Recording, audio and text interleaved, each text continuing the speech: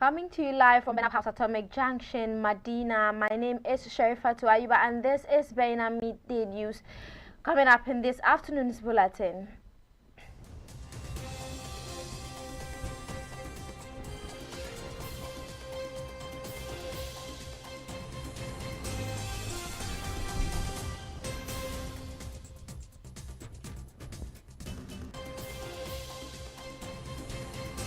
The committee set up by the National Democratic Congress to investigate allegations of vote buying during the Ayawaso East parliamentary primary is expected to submit its report today.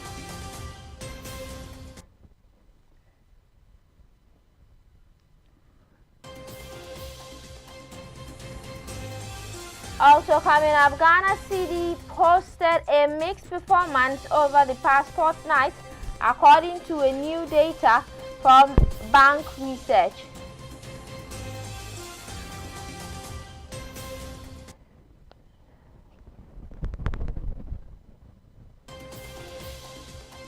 Burkina Faso's transitional parliament has approved a new bill banning all political parties.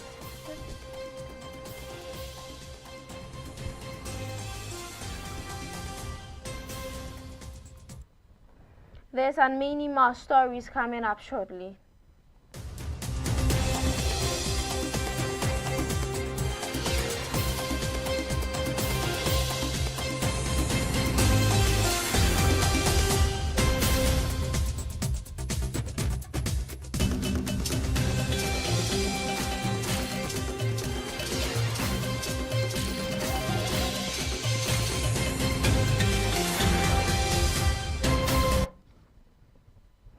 You're welcome back. This is Benab Midday News, and this news is streaming live on Facebook and on YouTube at Benab TV. Now let's move on to our very first story.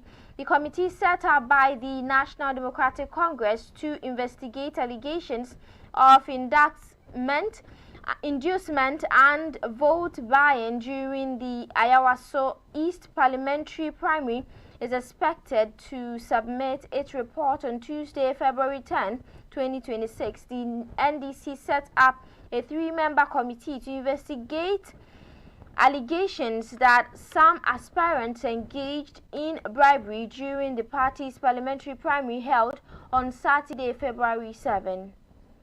Among the claims in an allegation that one of the aspirants, Baba Jamal, distributed television sets, money, and other items to delegates in an attempt to influence their votes. Although Mr. Jamal eventually won the election, the outcome has sparked controversy, with the majority in parliament and some key members of the NDC calling for the result to be annulled. However, constituency party executives have strongly opposed calls for the annulment. A member of the committee, Inus Hussein, said the team's mandate is strictly fact-finding and that its work involves engaging all relevant stakeholders connected to the primaries. Mr. Hussein explained that the committee has held engagement with the party officials who supervised the election, as well as candidates and party executives at both constituency and regional levels. The committee's findings and recommendations are expected to guide the party's next steps in addressing the allegations surrounding the primaries.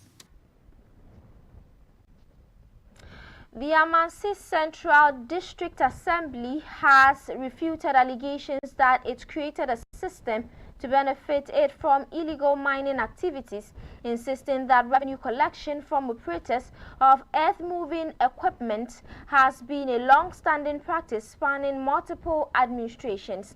In a statement issued on February 9, 2026, the Assembly's Public Relations Officer described recent media reports linking the district to a galamsey tax as misleading and a misrepresentation of an old administrative practice to suit a convenient political narrative.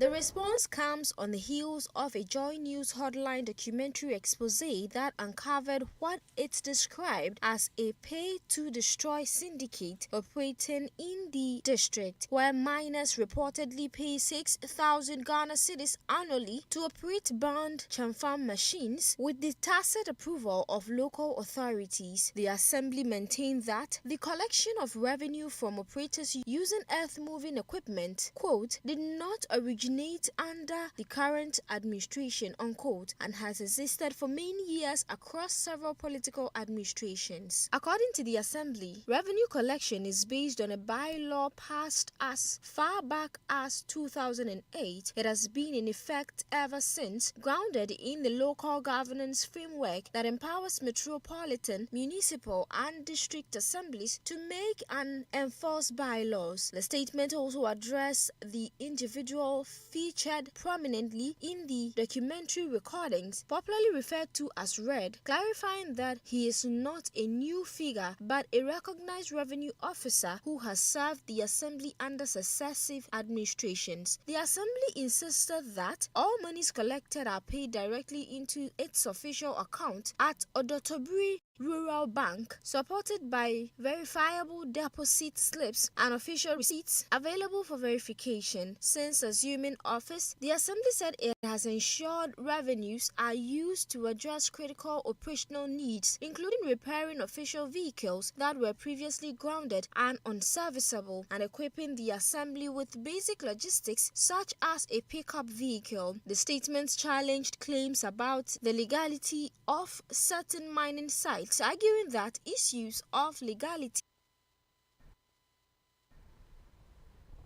Now moving on further, President John Dramani Mahama has called for an emergency cabinet meeting scheduled for Wednesday, February 11, 2026 to address the worsening crisis in Ghana's cocoa sector. The meeting was announced by the Minister of State in charge of Government Communications, Felix Kwachiofosu, in a Facebook post on Tuesday, February 10. The move comes amid mounting concerns over delayed payment to cocoa farmers and broader financial stress within the sector. The minority in parliament has repeatedly sounded the alarm over the situation.